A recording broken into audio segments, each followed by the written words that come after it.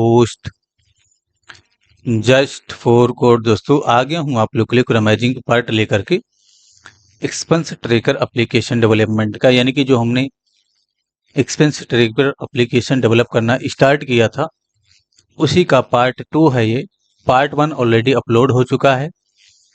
मेरे YouTube channel पर just for code पर विजिट करिए, प्लेलिस्ट वाले सेक्शन में जाइए और एक्सपेंस ट्रैकर ऐप के नाम से प्लेलिस्ट है, इसको ब्राउज करिए। इसी में सारा वीडियो आपको दिखेगा। पार्ट 1 जा चुका है जिसमें हमने डिजाइनिंग लगभग कंप्लीट कर लिया था। पार्ट 2 में हम जावा स्क्रिप्ट से रिलेटेड काम करने वाले हैं। तो सबसे पहले अपने प्रोजेक्ट को VS कोड में ओपन कर लीजिए। देखिए मैंने ओपन कर लिया है और राइट क्लिक करके ओपन विद लाइव सर्वर कर लीजिए ताकि ये प्रोजेक्ट आपका क्रोम में भी खुल जाए। VS कोड में आ जाइए।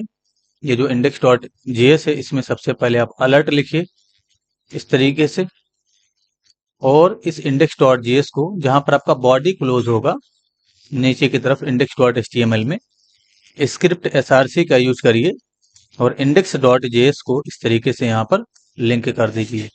जैसे ही आप लिंक करेंगे आउटपुट जाकर के देखेंगे तो अलर्ट हो जाएगा। नोटिस करिए, इसका मतलब index.js सक्सेसफुली लिंक हो चुका है। सबसे पहले हमें ट्रांजैक्शन ऐड करने की फैसिलिटी बनाना है। तो ये जो फॉर्म है इस फॉर्म का डेटा हमें चाहिए। तो सबसे पहले आप इस फॉर्म को सिलेक्ट करिए। index.js में सिलेक्ट करना है, ये अलर्ट हटा दीजिए। ये जो आपका index.html है इसमें आ जाइए। देखिए इसमें फॉर्म आपका कहाँ पर है। देखिए जो फॉर्म है मॉडल के अंदर होगा, मॉडल बॉडी, उसके अंदर फॉर्म है। इसमें आप क्लास दे दीजिए। अगर अभी तक आपने नहीं दिया है तो ये क्लास दे दीजिएगा ट्रांजेक्शन फॉर्म। टी फॉर्म का मतलब हो गया ट्रांजेक्शन फॉर्म। इसको कॉपी कर लेंगे, क्लास दे दीजिएगा। यहाँ पर आ जाएंगे लेट। पहले तो आप एक कमेंट पास करिए, ऑल ग्लोबल वेरिएबल्स, इस तरीके से लेट टी फॉर्म, इसके नाम से वेरिएबल बनाइए। डॉक्यूमेंट के अंदर से डॉट क्वेरी सिलेक्टर, इस फंक्शन को कॉल करिए और यहाँ पर जो आपने क्लास दिया था फॉर्म में वो सेलेक्ट कर लीजिए। इतना करने के बाद इस फॉर्म के अंदर से हमें इनपुट फील्ड सेलेक्ट करना है। यानी कि जो फॉर्म में ये दोनों इनपुट फील्ड है ना, टाइटल और अमाउंट वाला, ये सेलेक्ट करना है और सेलेक्ट को भी सिलेक्ट करना है। तो ये जो फॉर्म है टी फॉर्म, इसी के अंदर से सेलेक्ट करना है। तो ऑल इनपुट, इसके नाम से वेरिएबल बनाइए और टी फॉर्म के अंदर से डॉट क्वेरी सिलेक्टर, इस फंक्शन को कॉल करिए और इनपुट को सिलेक्ट कर लीजिए। अच्छा, दो इनपुट फील्ड है इसलिए आप क्वेरी सिलेक्टर ऑल कॉल करिएगा। क्वेरी सिलेक्टर कॉल करेंगे तो एक ही इनपुट फील्ड सिलेक्ट होगा। मुझे दोनों इनपुट फील्ड सिलेक्ट करना है इसलिए मैंने क्वेरी सिलेक्टर ऑल दिया और टैग का नाम दे दिया। यहाँ पर मैंने डॉक्यूमेंट नहीं लिखा, यहाँ पर मैंने टी फॉर्म लिखा है। तो इस फॉर्म के अंदर से सिलेक्ट हो जाएगा ये दोनों। अब आपको एक वेरिएबल और बनाना है सेलेक्ट एलिमेंट के नाम से, यानी कि जो सेलेक्ट है हमारा उसके लिए टी फॉर्म के अंदर से ही आपको क्वेरी सिलेक्टर, इस फंक्शन को कॉल करना है और सेलेक्ट टैग को सिलेक्ट कर लेना है। ठीक है, तो अभी तक आपने क्या सिलेक्ट कर लिया, आपने ये जो फॉर्म है इसको सिलेक्ट कर लिया, इसके साथ साथ इस सेलेक्ट को भी सिलेक्ट कर लिया और ये दोनों इनपुट फील्ड भी आपने सिलेक्ट कर लिया। हमें बटन भी सिलेक्ट करना है। तो दो बटन है यहाँ पर, एक तो सबमिट का बटन है, एक अपडेट का बटन है। ये अपडेट वाला जो है हाइड है, तो दोनों एक साथ सेलेक्ट करेंगे इसी फॉर्म के अंदर से। तो लेट ऑल BTN, इसके नाम से वेरिएबल बना लीजिए और जो आपका टी फॉर्म है उसी के अंदर से डॉट क्वेरी सिलेक्टर ऑल, इस फंक्शन को कॉल करिए और बटन टैग को डायरेक्ट सेलेक्ट कर लीजिए। तो दोनों बटन सेलेक्ट होके आ जाएगा। अब हमें क्या सेलेक्ट करना है, हमें ये जो क्लोज का आइकन है ना इसको भी सिलेक्ट करना है। क्यों सिलेक्ट करना है वो थोड़ी देर में आपको समझ में आ जाएगा। तो इसको भी सिलेक्ट कर लीजिए जरा। यहाँ पर आ जाइए index.html में, देखिए फॉर्म के ठीक ऊपर ही ये बटन दिखेगा जिसमें क्लास है close BTN, sorry BTN close class है। नहीं होगा तो लगा दीजिएगा, वैसे लगा होगा ये क्लास आप में भी। यहाँ पर आपको सिलेक्ट करना है उसको भी। तो लेट BTN क्लोज, इसी के नाम से वेरिएबल बना लीजिए और टी फॉर्म के अंदर से नहीं, टी फॉर्म के अंदर से नहीं सिलेक्ट करिएगा, डॉक्यूमेंट के अंदर से डायरेक्ट सिलेक्ट करिएगा इस क्लास को, यानी कि BTN क्लोज को। तो इसमें जो आपका BTN क्लोज है वो सिलेक्ट हो जाएगा। ठीक है, अभी हम काम करना स्टार्ट करेंगे। सबसे पहले हम सभी चीजों को सिलेक्ट कर लेते हैं। वैसे हमें ये बैलेंस वाला भी, ये जो यहाँ पर बैलेंस शो करना है और यहाँ पर इनकम शो करना है और यहाँ पर हमें एक्सपेंस शो करना है, तो इसको भी सिलेक्ट कर लेना चाहिए। तो index.html में आ जाइए, ऊपर की तरफ जाइए, टॉप में देखिए जहां पर आपको बैलेंस शो करना है उस वाले S3 में आपको बैलेंस क्लास दे देना है। मैंने ऑलरेडी क्लास दे रखा है, आपको भी यहाँ पर बैलेंस क्लास दे देना है। इसी तरीके से जहां पर आपको एक्सपेंस शो करना है वहां पर एक्सपेंस क्लास दे देना है, और जहां पर आपको इनकम शो करना है वहां पर इनकम क्लास दे देना है।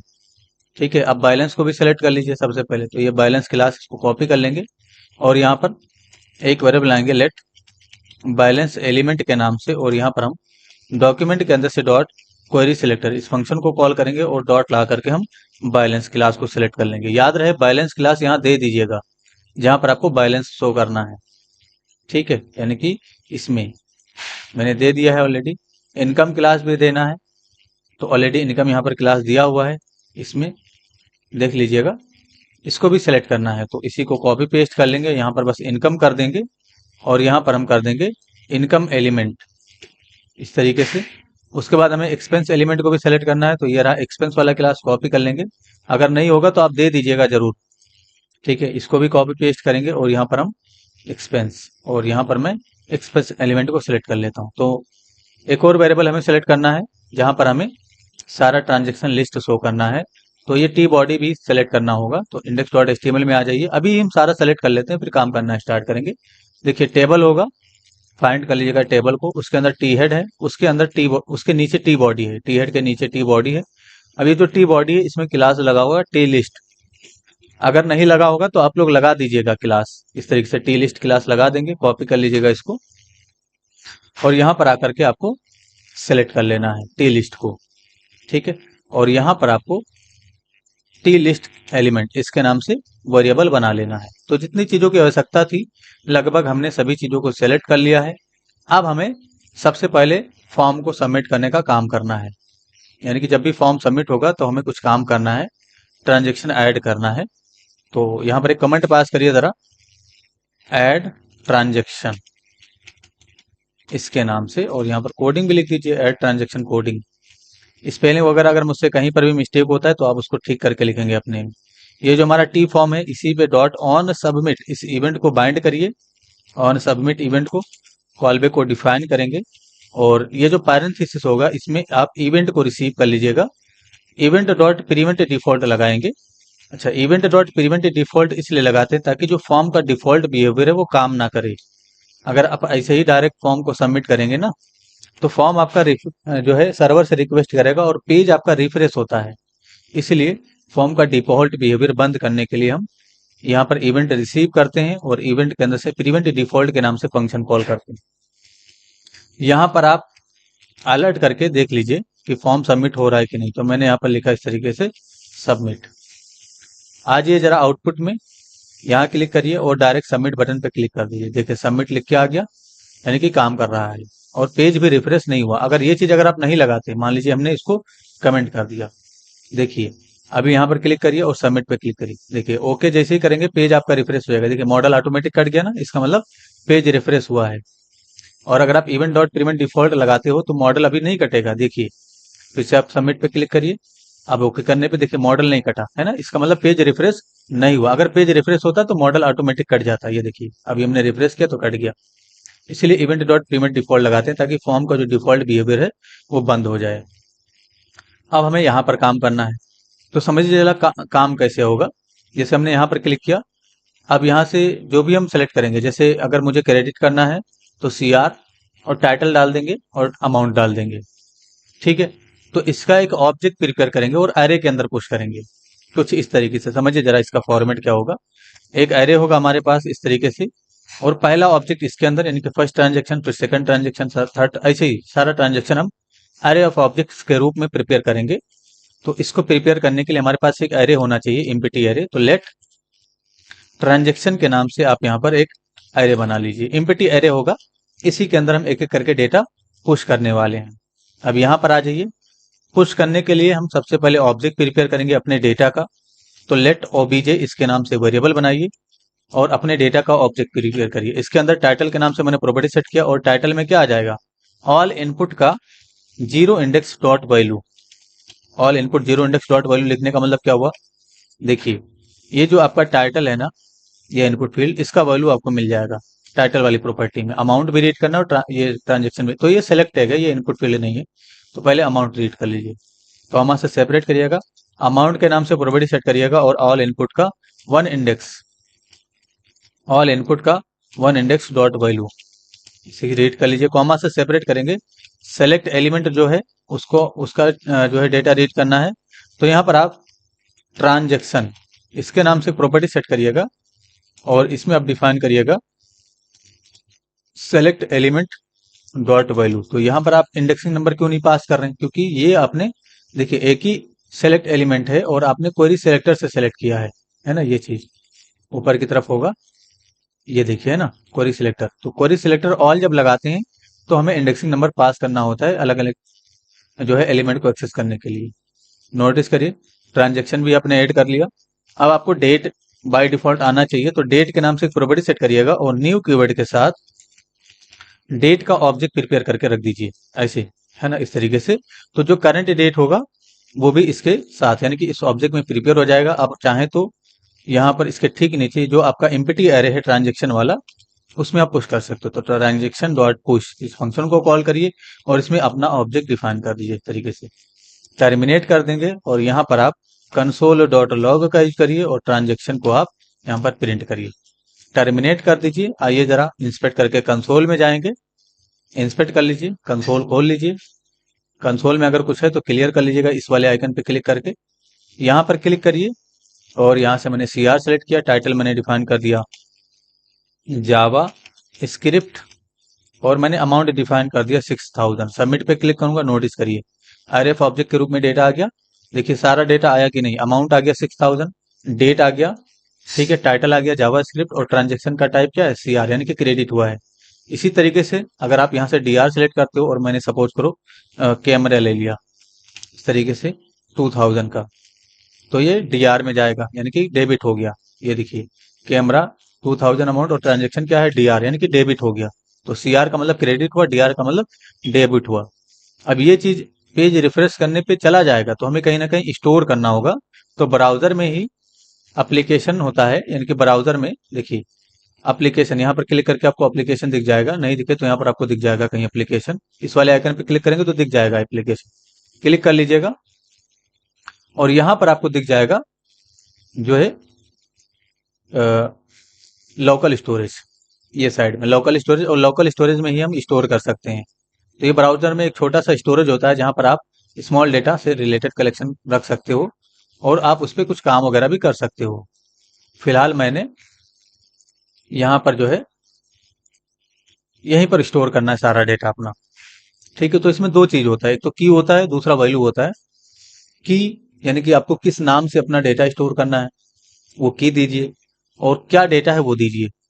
तो यहाँ स्टोर करना बड़ा ही सिंपल होता है, कुछ करना नहीं है, ठीक है। इस पेज को रिफ्रेश कर दीजिए और यहाँ पर आ जाइए, इसी के ठीक नीचे आपको स्टोर करना है। पुश करने के बाद तो local storage dot set item इसके नाम से फंक्शन है लोकल स्टोरेज के लिए, डायरेक्ट आप लोकल स्टोरेज एक्सेस करिए, उसके लिए सेट आइटम फंक्शन कॉल करिए और यहाँ पर आप डिफाइन करिए की नेम।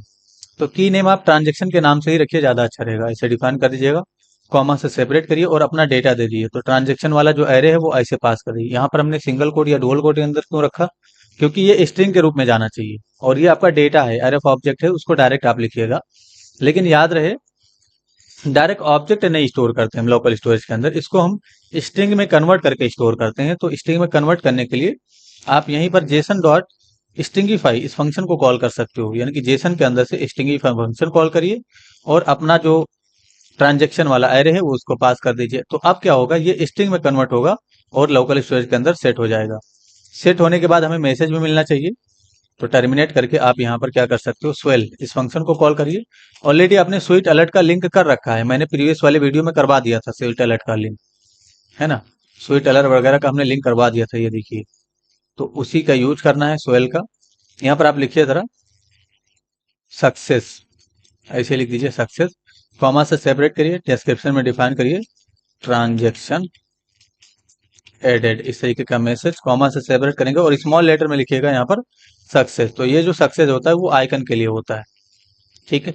तो मैसेज मिल जाएगा आपको। नोटिस करिए मैंने यहाँ पर पेज रिफ्रेश किया और यहाँ पर क्लिक करूंगा, मैंने ट्रांजेक्शन सेलेक्ट किया, टाइटल मैंने डिफाइन कर दिया इस तरीके से, कुछ भी आप डिफाइन कर दीजिए फिलहाल। मैंने जावास्क्रिप्ट लिखा, अमाउंट मैंने डिफाइन कर दिया 5000, सबमिट पे क्लिक करूंगा। नोटिस करिए ट्रांजेक्शन एडेड सक्सेस लिख के आ गया। ओके करेंगे तो देखिए मॉडल क्लोज नहीं हुआ, मॉडल भी क्लोज होना चाहिए, करेंगे क्लोज, लेकिन उससे पहले आप इंस्पेक्ट करिए और एप्लीकेशन में जाइए, देख लीजिए यहाँ पर ट्रांजेक्शन के नाम से की बना होगा और यहाँ पर आपका डेटा आ गया। ठीक है, डेटा आ गया। अगर अभी आप जैसे यहाँ पर मैंने पेज रिफ्रेश किया, ठीक है, तो देखिए एक डेटा है इसमें, ठीक है, एक डेटा है। अगर हम नया डेटा ऐड करेंगे, जैसे इसमें अमाउंट 5000 है और टाइटल का वैल्यू देखिए जावा स्क्रिप्ट है, पेज रिफ्रेश करने के बाद फिर से अब जब आप नया ट्रांजेक्शन करेंगे, जैसे ये सीआर था, मैं डीआर कर लेता हूँ इस बार, और डीआर नहीं जरूरी, सीआर भी करिए, कुछ भी करिए। मैंने यहाँ पर रिएक्ट कर लिया टाइटल में और अमाउंट मैंने डिफाइन कर दिया 2000। जैसे ही मैं सबमिट पे क्लिक करूंगा, जो प्रीवियस डेटा था वो लॉस हो जाएगा और नया डेटा आ जाएगा। देखिए मैंने सबमिट पे क्लिक किया, प्रीवियस डेटा चला गया, देखिए टाइटल रिएक्ट, प्रीवियस डेटा चला गया और जो नया डेटा था वो आ गया। ठीक है, तो ऐसा नहीं होना चाहिए, प्रीवियस डेटा को रोक के रखना है। और एक और चीज इसमें देखिए, पेज रिफ्रेश करिए और यहाँ क्लिक करके आप डायरेक्ट सबमिट पे क्लिक करिए, तो एम्प्टी डेटा का भी रजिस्ट्रेशन हो जा रहा है। ये देखिए एम्प्टी का भी वो हो जा रहा है। ठीक है, तो इसमें एम्प्टी नहीं जाना चाहिए। तो अभी आप इस ट्रांजेक्शन वाले की को डिलीट कर दीजिए। ये जो ट्रांजेक्शन वाला की इसको सिलेक्ट करेंगे और इस वाले आइकन पे क्लिक करेंगे तो डिलीट हो जाएगा। ठीक है, डिलीट हो गया। एम्प्टी ना जाए इसके लिए आप क्या कर सकते हो, ये जो आपका फॉर्म है ना, इसमें आ जाओ और इसमें आने के बाद जो आपका इनपुट फील्ड है दोनों और सेलेक्ट टेक्स्ट जो है, उसमें आप क्या करो, आप रिक्वायर्ड के नाम से, यानी कि रिक्वायर्ड को ट्रू कर दो। तो रिक्वायर्ड का बस ऐसे रिक्वायर्ड लिख दोगे तो बाय डिफॉल्ट ट्रू हो जाता है ये। अब आपका एम्प्टी रजिस्ट्रेशन नहीं होगा, तो सेलेक्ट में भी आपको लगा देना है, ये देखिए ना। तो आप रिक्वायर्ड जब कर देंगे तो बिना डेटा लिए ये आगे नहीं प्रोसीड होगा। तो रिक्वायर्ड जरूर आप लगाइएगा वैलिडेशन के लिए। अगर आप कस्टम वैलिडेशन करना चाहते हो तो आप यहाँ से भी वैलिडेशन कर सकते हो। ठीक है, तो मैंने कहा कि जब हम ऐड करते हैं नया डेटा पेज रिफ्रेश करके तो हमारा ट्रांजेक्शन लॉस हो जाता है। ठीक, तो अभी हमें क्या करना है, जो प्रीवियस डेटा यानी कि पहले से जो हमारा स्टोर है उसको रीड करके इस एरे के अंदर रखना होगा। तो इस एरे के अंदर रखने के लिए आप ट्रांजेक्शन को एक्सेस करिए, ट्रांजेक्शन इक्वल टू आप डिफाइन करिएगा और जेसन पार्स करके, यानी कि जेसन डॉट पार्स करके आप एक्सेस करिएगा। लोकल स्टोरेज के अंदर से dot get item function call करिए और अपना की नेम दे दीजिए। तो की का नाम क्या था, की का नाम ट्रांजेक्शन के नाम से ही है, तो यहाँ पर आप सिंगल कोड या डबल कोड के अंदर अपना की नेम दे दीजिए इस तरीके से। ठीक है, तो अगर ट्रांजेक्शन के नाम से कोई की होगा तब तो यहाँ पर आ जाएगा, यानी कि उसका डेटा निकल के आ जाएगा। अगर की नहीं हुआ तो इसमें नल आ जाएगा। आप देखिए कंसोल डॉट लॉग सर्च करिए और यहाँ पर आप ट्रांजेक्शन को प्रिंट करिए। नोटिस करिए अभी देखिए कंसोल में क्या आएगा, मैंने पेज रिफ्रेश किया, इंस्पेक्ट कर लेंगे, कंसोल में जाएंगे तो नोटिस करिए नल आ रहा है। ठीक है, अब जब आप पुश करेंगे ना तो प्रॉब्लम क्रिएट करेगा ये, है ना। देखिए मैंने सबमिट पे क्लिक किया, देखिए क्या आएगा, can not read the properties of null reading push. तो नल में कभी भी पुश नहीं होगा, ये रिप्लेस हो जा रहा है। अगर यहाँ पर एरे रहता, ये रिप्लेस ना हो। अब ये ऐसा क्यों हो रहा है, क्योंकि एप्लीकेशन के अंदर भी ट्रांजेक्शन के नाम से कोई की नहीं है। तो जब ट्रांजेक्शन के नाम से कोई की नहीं होगा और फर्स्ट टाइम आपका एप्लीकेशन खुला है तो डेटा तो हमें रीड करके रखना होगा ना, कैसे भी करके। ठीक है, तो फर्स्ट टाइम जब एप्लीकेशन खुलता है तो यहाँ पर ट्रांजेक्शन के नाम से कोई की नहीं होता है और जब आप सबमिट करेंगे तो ऐसा एरर आएगा, हमेशा याद रखिए इस चीज को। ठीक है, क्योंकि नल के अंदर कुछ भी कुछ नहीं होगा। तो यहाँ पर जो डायरेक्ट आप ट्रांजेक्शन इस तरीके से एक्सेस कर रहे हो, इसको आप ऐसे मत एक्सेस करो। इसको हम एक कंडीशन से चेक करेंगे पहले, if local storage dot get item और ये ट्रांजेक्शन दीजिएगा is not equal to null, is not equal to null. अगर नल के बराबर नहीं है तब ये रीड होगा। अब ये जो लाइन था इसको आप इसके अंदर रख दीजिए, यानी कि ट्रांजेक्शन वाला जो लाइन है इसको आप यहाँ रख दीजिए इफ कंडीशन के अंदर। तो पेज लोड होते ही ये कोड चलेगा और अगर ट्रांजेक्शन वाला की है, हमने चेक किया ना नॉट इक्वल टू नल, नल नहीं है तो ट्रांजेक्शन वाला जो जितना भी डेटा वो निकलेगा और इसमें चला जाएगा। और हमने फिर कंसोल किया। अब देखिए अब ये वाला एरे रिप्लेस नहीं होगा, अगर ट्रांजेक्शन वाला की नहीं तो रिप्लेस नहीं होगा, डायरेक्ट ये एरे प्रिंट होगा यहाँ पर। देखिए मैंने पेज रिफ्रेश किया, कंसोल में जाकर के देखेंगे। ठीक है, इंस्पेक्ट करके कंसोल में जाएंगे तो देखिए वो एम्प्टी एरे प्रिंट हो रहा है। अब इसमें पुश हो जाएगा क्योंकि एक एरे है ये। ठीक है, तो फर्स्ट टाइम अगर ट्रांजेक्शन की नहीं है तो हम कंडीशनली चेक करेंगे उस चीज को कि है तो डेटा निकल के आ जाए और नहीं है तो कुछ ना हो। तो वही मैंने चेक किया, अगर है तभी डेटा निकलेगा और इस ट्रांजेक्शन वाले में एरे में जाएगा। तो जेसन पार्स हमने क्यों किया, याद रहे आपने जब स्टोर किया था तो जेसन स्ट्रिंगिफाई किया था, तो इसी को फिर से ऑब्जेक्ट में कन्वर्ट करने के लिए हम पार्स फंक्शन को कॉल करते हैं जेसन के अंदर से, ताकि जो हमारा स्ट्रिंग है जेसन स्ट्रिंग वो पार्स हो जाए, यानी कि ऑब्जेक्ट में कन्वर्ट हो जाए। ठीक है। तो जो भी ऑब्जेक्ट आएगा वो कहाँ जाएगा, इस एरे में चला जाएगा, है ना। आपने इसी एरे के इक्वल टू में तो रखा है, और बिना कंडीशन के जब आप एरे के इक्वल टू में रखते थे, तो यहाँ से अगर वो नहीं होगा कि ये वाला ट्रांजेक्शन वाला की, तो नल आएगा, तो नल कहाँ चला जाएगा इसमें, और ये एरे हट जाएगा, और जब आप पुश करेंगे तो एरर आएगा। इसीलिए कभी भी जब आप डेटा रीड करें तो कंडीशनली इस चीज को चेक जरूर करें कि क्या वो की है, अगर है तभी डेटा रीड करो। समझ में आ गया होगा आपको। इसको आप हटा दीजिए।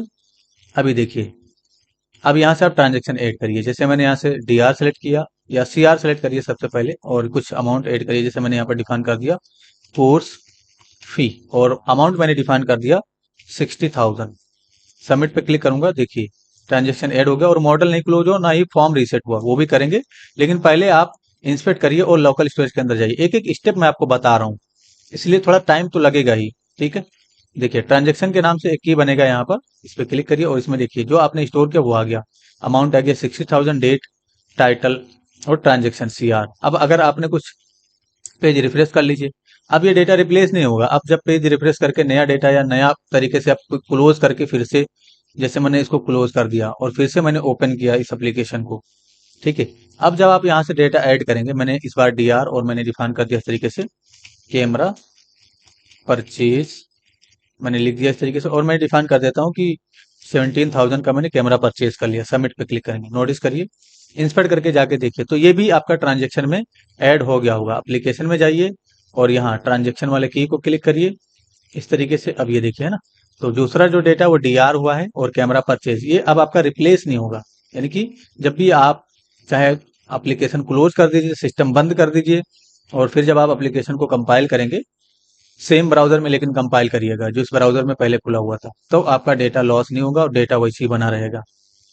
ठीक है। तो अब तो डेटा यहाँ ऐड होने लगा, यानी कि ट्रांजेक्शन के नाम से जो कि है उसमें सारा ट्रांजेक्शन आ रहा है। हम रीड करके शो करेंगे, लेकिन उससे पहले मॉडल क्लोज करिए और फॉर्म रीसेट करिए। तो बड़ा ही सिंपल है मॉडल क्लोज करना या फॉर्म रीसेट करना। देखिए मॉडल क्लोज करने के लिए ही हमने इस बटन को सिलेक्ट किया था। अब आपको समझ में आ गया होगा कि हमने इसको क्यों सिलेक्ट किया था, यानी कि ये जो क्लोज वाला आइकन मैंने आपको बताया था शुरुआत में, इसको हमने सिलेक्ट किया था। तो इसी पे आपको क्लिक करना है। अभी क्लोज करने के लिए क्या करते हो, इस पे क्लिक करते हो ना, क्लोज हो जाता है। तो वही करना है। कब करना है, जब इस पे सबमिट पे क्लिक होगा तब। तो ये सबमिट पे आपका यहाँ क्लिक होता है, यानी कि सबमिट होता है। अब इसके ठीक नीचे इसको सेलेक्ट करिए, डॉट क्लिक के नाम से फंक्शन होता है, इसको कॉल कर दीजिए। और आपका जो फॉर्म है वो भी रिसेट होना चाहिए। तो टी फॉर्म जो है, यानी कि जो ट्रांजेक्शन फॉर्म है, डॉट रिसेट के नाम से एक फंक्शन होता है, इसके लिए आप कॉल करिए, यानी कि रीसेट इसके नाम से फंक्शन है, कॉल करिए और यहाँ पर आप एम्प्टी असाइन कर दीजिए। तो इससे आपका फॉर्म भी रीसेट हो जाएगा। चलिए जरा टेस्टिंग कर लेते हैं। मैंने पेज रिफ्रेश किया, यहाँ क्लिक करूंगा, मैंने ट्रांजेक्शन सेलेक्ट कर लिया इस तरीके से सी आर, और यहाँ पर मैंने टाइटल में डिफाइन कर दिया जो है जावा स्क्रिप्ट फी, और मैं यहाँ पर अमाउंट ऐड कर देता हूँ 3,000। सबमिट पे क्लिक करूंगा, नोटिस करिए ट्रांजेक्शन एडर और मॉडल भी क्लोज हो गया, और आपका फॉर्म भी रीसेट हो गया होगा। ये देखिए, आप फॉर्म खोलेंगे तो फॉर्म आपका रीसेट मिलेगा। ठीक है। अब जो डेटा ट्रांजेक्शन ऐड हो चुका है वो यहाँ पर शो होना चाहिए, यहाँ पर शो होना चाहिए ट्रांजेक्शन। ठीक है। तो ट्रांजेक्शन शो करने के लिए हम क्या करेंगे, यहाँ पर आपका सारा डेटा है इस वाले एरे में। आप चाहें तो कंसोल करके देख सकते हो, कंसोल डॉट लॉग टच करिए। इसी के लिए लूप चला करके हम डेटा प्रेजेंट करेंगे। इसमें ट्रांजेक्शन को प्रिंट करके देखिए इसमें क्या है। इस एरे के अंदर सारा डेटा है, लोकल स्टोरेज के अंदर से रीड करके सारा डेटा इसमें रखा जाएगा। ये देखिए आ गया ना। तो जो भी आपने ऐड कर रखा वो यहाँ पर है। अब इसी एरे के लिए लूप चलाएंगे और इसको रिपीट करेंगे हम, ये जो टी आर है हमारा। तो बड़ा ही सिंपल है, कुछ करना नहीं है। ठीक नीचे आ जाइए, एक फंक्शन बनाइए सबसे पहले आप, लेकिन उससे पहले आप कमेंट पास करिए, शो ऑल ट्रांजेक्शन इसके नाम से, और यहाँ पर आप कांस्टेंट बनाइए तरह इस तरीके से, शो ट्रांजेक्शन के नाम से। तो स्पेलिंग वगैरह अगर मुझसे मिस्टेक होता है तो आप उसको ठीक जरूर करके लिखिएगा। अब आपको यहाँ पर काम करना है, लूप चलाना है उस डेटा के लिए। तो ट्रांजेक्शन के नाम से एरे है, इसी के लिए आपको डॉट फॉर ईच लूप चलाइएगा। आइटम यानी कि एक एक करके ऑब्जेक्ट आ जाएगा, और इंडेक्स एक एक करके सभी ऑब्जेक्ट का इंडेक्स आ जाएगा इसमें। कंसोल और डॉट लॉग टच करके आप प्रिंट करके देख सकते हो कि आइटम में क्या आ रहा है और इंडेक्स में क्या आ रहा है। तो मैंने कंसोल कर दिया। ठीक है। नोटिस करिए, इंस्पेक्ट करके जा करके जब हम देखेंगे तो हमें पता चलेगा कि आइटम में क्या आया और इंडेक्स में क्या आया। हमने फंक्शन कॉल नहीं किया। तो ये जो फंक्शन है ना शुरू ट्रांजेक्शन वाला, जब तक आप इसको कॉल नहीं करेंगे इसके अंदर का कोड एग्जीक्यूट नहीं करेगा। तो इसके ठीक नीचे आप यहाँ पर कॉल कर दीजिए ताकि इसके अंदर का कोड एग्जीक्यूट करे। ये देखिए ठीक है, एक बार पेज रिफ्रेश कर लीजिएगा ना दिखे तो, और इंस्पेक्ट करके आप कंसोल में जाइए। देखिए ऑब्जेक्ट आ गया और इंडेक्सिंग नंबर भी सभी का आ रहा है। अब ये जो ऑब्जेक्ट है इसी के अकॉर्डिंग यहाँ पर टीआर बनना चाहिए। तो ये जो आपका इंडेक्स डॉट एचटीएमएल है इसमें आ जाइए, और जो टेबल है आपका उसके अंदर देखिए टी बॉडी में एक टीआर है, इस टीआर मिनिमाइज्ड है, इसके अंदर टीडी वगैरह सब है, इसको कट कर लीजिए, कंट्रोल एक्स कर लीजिए और यहाँ पर आ जाइए। अब आपको क्या करना है, आपने ऑलरेडी उस टी बॉडी को सिलेक्ट कर रखा है, ये जो टी बॉडी हमने क्लास दिया था ना टी लिस्ट, इसको हमने सिलेक्ट कर रखा है कहीं ना कहीं ऊपर की ये रहा है ना, टी लिस्ट एलिमेंट के नाम से वेरिएबल है, इसी में आपको इनर एचटीएमएल लगाना है। तो ये चीज हटाइए और T list element dot inner HTML इसको डिफाइन करिए, और इक्वल टू में बैक टिक का सिंबल दीजिएगा, टर्मिनेट कर दीजिएगा और इंटर करके अरेंज कर लीजिए, इसमें पेस्ट कर दीजिए। ठीक है, जो आपका HTML का पूरा रॉ डेटा है उसको आप यहाँ पर पेस्ट करिए, अरेंज जरूर करिएगा। अरेंज करने के बाद अगर आप जाकर के देखेंगे ना तो यहाँ पर एक ही डेटा दिखेगा, जबकि यहाँ पर 3-4 ट्रांजेक्शन हिस्ट्री है तो वो सब दिखना चाहिए। तो ऐसा इसलिए हो रहा है, दिख सब रहा है, आता सब है, यानी कि लूप तो आपका मल्टीपल टाइम चल रहा है, लेकिन ये इक्वल टू लगा हुआ है ना, तो एक बार बनेगा वो रिप्लेस हो जाएगा। हम क्या करेंगे, यहाँ पर प्लस इक्वल टू लगाएंगे ताकि जो पहले से उसमें है वो वैसे ही रह जाए और जो नया आया है वो भी उसमें ऐड हो जाए। तो जब आप प्लस इक्वल टू लगाएंगे तो देखिए ऐड हो गया, फिर रिपीट हो गया। अब हमारे टाइटल के अकॉर्डिंग टाइटल शो होना चाहिए, तो टाइटल इस आइटम के अंदर है तो इस आइटम के अंदर से आप टाइटल रीड कर लो। यहाँ पर आप डॉलर के साथ टेम्पलेट लिटल और जो आइटम है उसके अंदर से टाइटल के नाम से प्रॉपर्टी रीड कर लो तो टाइटल हो जाएगा, यानी कि टाइटल आ जाएगा। यहाँ पर प्राइस है, यहाँ पर आप डॉलर के साथ टेम्पलेट लिटल और यानी कि डॉलर के साथ टेम्पलेट लिटल और अमाउंट को रीड कर लो, तो अमाउंट के नाम से प्रॉपर्टी हमने बनाया था CR और DR। तो यहाँ पर आप ट्रांजेक्शन के नाम से आपके पास प्रॉपर्टी, इसको रीड कर लीजिएगा। डेट रीड करना है तो इसके अंदर से डेट के नाम से प्रॉपर्टी है, इसको रीड कर लीजिएगा। ठीक है, बस इतना ही करना है, बाकी तो एक्शन बटन वगैरह में कुछ करना नहीं है। डेट, अच्छा यहाँ पर एक करली ब्रैकेट छूट गया। ठीक है, तो नोटिस करिए यहाँ पर आ जाएगा कोर्स फी, कैमरा परचेस और ये जावा स्क्रिप्ट। देखिए जो DR हुआ वो DR लिख के आ रहा है और जो CR हुआ यानी कि क्रेडिट हुआ वो क्रेडिट में आ रहा है। डेट हमारा फॉर्मेट नहीं है, यानी कि ये सही से फॉर्मेट करना होगा तभी तो ये समझने योग्य है बनेगा। अभी ये जो डेट है वो समझने योग्य नहीं है। ठीक है, तो अभी हम क्या करेंगे, इसको फॉर्मेट करेंगे। तो फॉर्मेट करने के लिए यानी कि जो डेट है उसको फॉर्मेट करने के लिए हमारे पास एक फंक्शन होना चाहिए, तो कंट्रोल एक्स कर लीजिए, फॉर्मेट डेट इसके नाम से फंक्शन कॉल कर लीजिए और इसमें जो अपना डेट है आइटम डॉट डेट इसको भेज दीजिए। अब इस फॉर्मेट फंक्शन का डिफिनेशन आप ऊपर की तरफ करिए, सो ट्रांजेक्शन के ठीक ऊपर। तो एक कमेंट पास करेंगे हम फॉर्मेट डेट के नाम से और इसके ठीक नीचे कांस्टेंट बनाएंगे हम फॉर्मेट डेट के नाम से, और जो आप डेट भेज रहे हो उसको रिसीव कर लिए। तो डी के नाम से मैंने एक पैरामीटर बनाया उसमें रिसीव कर लिया। एक कांस्टेंट बनाएंगे या वेरिएबल बनाइए जरा डेट के नाम से, और यहाँ पर न्यू कीवर्ड के साथ डेट का ऑब्जेक्ट क्रिएट करिए और जो डी आप रिसीव किए हो, जो आपका डेटा आ रहा है इसमें यानी कि जो आप डेट भेज रहे हो वहां से उसको यहाँ रिसीव करके रखिएगा। और आपको क्या करना है, लेट वाई यानी कि ईयर के नाम से वेरिएबल आना है और जो डेट है उसके अंदर से dot get full year function call करना है, तो इससे आपको पूरा कंप्लीट ईयर मिल जाएगा।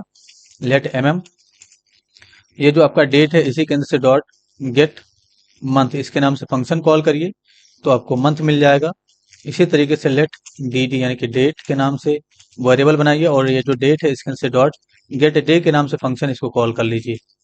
अब आपको क्या करना है, टाइम भी चाहिए होगा तो लेट टाइम के नाम से एक वेरिएबल बनाइए और इसमें जो है डेट के अंदर से dot to local time string इस फंक्शन को कॉल कर लीजिए ताकि आपको लोकल टाइम मिल जाए। अब आपको रिटर्न कीवर्ड का यूज करना है, जब तक आप यहाँ से रिटर्न नहीं करेंगे डेट वहां पर सही से दिखेगा नहीं आपको। तो बैक टिक के अंदर डॉलर के साथ टेम्पलेट लिटल सबसे पहले डी, उसके बाद आप हाइफन दीजिए, फिर डॉलर के साथ टेम्पलेट लिटल फिर हाइफन दीजिए, डॉलर के साथ टेम्पलेट लिटल वाई, उसके बाद आप स्पेस दीजिए और डॉलर के साथ टेम्पलेट लिटल इसमें आप टाइम डिफाइन कर दीजिए। तो जिस तरीके से आपको अरेंज करना है, पहले अगर आपको ईयर दिखाना है तो पहले यहाँ पर आप ईयर लिखिए, फिर मंथ लिखिए, फिर डेट लिखिए। जो पहले आपको टाइम दिखाना है तो पहले आप टाइम यहाँ पर लिख दीजिए, जिस फॉर्मेट में आपको रिटर्न करना है वैसे रिटर्न कर दीजिए।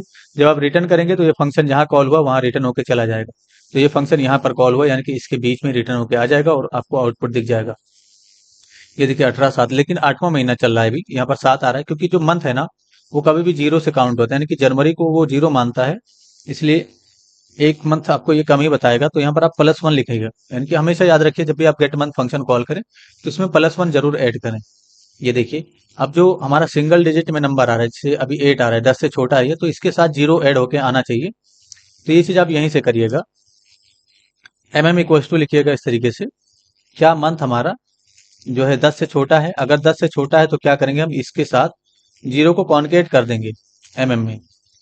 अगर ऐसा नहीं है तो अगर 10 के बराबर है या 10 से बड़ा है तो ही जाएगा, बस इतना कर दीजिए। तो ये प्रॉब्लम फिक्स हो जाएगा। ये देखिए, अब मंथ के साथ 08 आ गया। ऐसे ही हो सकता है डेट के भी साथ आए। अभी तो 18 तारीख है इसलिए यहाँ पर 18 है, हो सकता है कहीं 9 या 7 तारीख हो तो यहाँ पर 7 आएगा, तो 07 आना चाहिए। इसलिए इस लाइन को कॉपी पेस्ट करिएगा और यहाँ पर बस आप सभी जगह पे डी कर दीजिएगा। तो यानी कि सभी जगह पे आपको डेट वाले को वेरिएबल को सिलेक्ट कर लेना है और डेट में ही अपडेट करना है, इसलिए यहाँ पर डी हो जाएगा। परफेक्ट। तो जनरली डेट और मंथ के लिए ये चीज करते हैं। ईयर तो ठीक है, आपका ईयर तो आ ही रहा है। तो हमने डेट को भी फॉर्मेट कर लिया काफी बेहतरीन तरीके से। तो हमने डेटा शो कर लिया। अब डिलीट का और एडिट का काम करना है, लेकिन उससे पहले एक और चीज देखिए जरा। इस पे क्लिक करिए और यहाँ से आप कोई ट्रांजेक्शन ऐड करिए। जैसे मैंने और यहाँ से मैंने डिफाइन कर देता हूँ माइक्रोफोन परचेज, ऐसे मैंने लिखा। अमाउंट मैंने डिफाइन कर दिया 2000 और सबमिट पे क्लिक किया। नोटिस करिए सबमिट हो गया और यहाँ पर लाइव डेटा आया नहीं। पेज रिफ्रेश करेंगे तब आपको डेटा दिखेगा। ये देखिए, पेज रिफ्रेश करने के बाद डेटा दिखा। लाइव आना चाहिए तो उसके लिए ज्यादा कुछ नहीं करना है। ये जो आपका शो ट्रांजेक्शन फंक्शन, इसको कॉपी कर लीजिए। ऊपर की तरफ जो आपका फॉर्म रिसेट हुआ उसके ठीक नीचे इस फंक्शन को आप ऐसे कॉल कर लीजिए। ठीक है, यानी कि ऑन सबमिट के अंदर क्लोज बिटन क्लोज टी फॉर्म रिसेट, उसके नीचे इस शो ट्रांजेक्शन वाले फंक्शन को कॉल कर लीजिए। तो अब जब भी आप ऐड करेंगे या कुछ भी ट्रांजेक्शन ऐड करेंगे तो वो लाइव आपको यहाँ पर दिख जाएगा। आपको पेज रिफ्रेश नहीं करना पड़ेगा। फिर से क्लिक करिए। लेकिन एक और इशू है इसके अंदर, समझ में आ जाएगा। CR और मैंने यहाँ पर लिखा रिएक्ट फी, मैं डिफाइन कर देता हूँ 6000 और मैंने सबमिट पे क्लिक किया। नोटिस करिए प्रॉब्लम क्या हुआ, लाइव तो आया लेकिन सारा डेटा रिपीट हो गया। ये देखिए रिपीट हो गया, लेकिन पेज रिफ्रेश करेंगे तो ये प्रॉब्लम फिक्स हो जाएगा। देखिए, लेकिन ऐसा हुआ क्यों? ऐसा इसलिए हुआ कि जब भी आप इस फंक्शन को कॉल करेंगे तो ये फंक्शन कॉल होता है। नोटिस करिए ये वाला फंक्शन, और इसके लिए लूप चलता है। आपने प्लस इक्वल टू लगा रखा है, तो जो पहले से डेटा था वो तो वैसे ही रह जाएगा और फिर से लूप चलेगा और उसके साथ जो आपका नया डेटा है वो भी कॉन्केट हो जाएगा। तो लूप चलाने से पहले फंक्शन कॉल करते ही इसको आप जो है इम्पिटी कर दीजिए इस तरीके से। क्या इम्पिटी करेंगे? टेलिस्ट element dot inner HTML equal to empty. जब ये इम्पिटी रहेगा फिर आपके नेट यानी कि जो आपका एरे है उसके अकॉर्डिंग सही तरीके से ये डेटा प्रिपेयर करके आपको यहाँ पर शो करेगा। फिर से रिफ्रेश करिए और एक और बार इसकी टेस्टिंग जरूर करिए। मैंने यहाँ पर क्लिक किया, ट्रांजेक्शन मैंने DR डिफाइन किया और मैं डिफाइन कर देता हूँ यहाँ पर कीबोर्ड परचेज, यानी कि हमने कीबोर्ड परचेज किया। अमाउंट मैंने डिफाइन कर दिया इस तरीके से 1500 और सबमिट पे मैंने क्लिक किया। नोटिस करिए लाइव यहाँ पर आ जाएगा, आपको पेज रिफ्रेश नहीं करना पड़ेगा। तो जो हमने परचेज किया है और जो हमने क्रेडिट किया है, यानी कि जो हमारा क्रेडिट हुआ और जो हमारा डेबिट हुआ, वो सब अलग अलग हमें कैलकुलेट करना होगा और यहाँ पर शो करना होगा। यानी कि अभी कैलकुलेशन बाकी है, इसका कैलकुलेशन करेंगे और जो बैलेंस बचेगा वो यहाँ शो करेंगे, जो एक्सपेंस हुआ वो यहाँ शो करेंगे और जो हमारा टोटल इनकम हुआ यानी कि जो टोटल क्रेडिट हुआ है वो यहाँ शो होगा। तो ये सारा काम करने का काम हम नेक्स्ट वीडियो में यानी कि एक और पार्ट बना देते हैं, ज्यादा अच्छा रहेगा। एडिट का भी काम करना है, डिलीट का भी काम करना है और कैलकुलेशन का काम करना है। तो आई होप आपको ये प्रोजेक्ट काफी अच्छा लगा होगा। ठीक है, अच्छा ये चीज देखिए, ये जो आपका बटन है ना, ये ऊपर की तरफ स्क्रॉल नहीं होना चाहिए। तो यहाँ पर आ जाइए बटन के पास, index.html में बटन आपका ये वाला है जिसमें आपने डिफाइन किया था पोजीशन एब्सोल्यूट। तो इसको आप पोजीशन फिक्स कर दीजिए। जब आप पोजीशन फिक्स कर देंगे इसका तो ये हिलेगा नहीं। देखिए ये यहीं रहेगा, आप कितना भी स्क्रॉल करिए, ये देखिए। ठीक है, तो पोजीशन फिक्स हो गया अब इसका। परफेक्ट। तो आगे का काम यानी कि डिलीट करने का, अपडेट करने का और कैलकुलेट करने का काम हम नेक्स्ट वीडियो में करेंगे। आई होप चीजें क्लियर होंगी। किसी भी तरह का इशू है जरूर पूछिए, आपकी हेल्प कर दी जाएगी। Thanks for enjoying the education of just for code. See you soon. जय हिंद, जय भारत।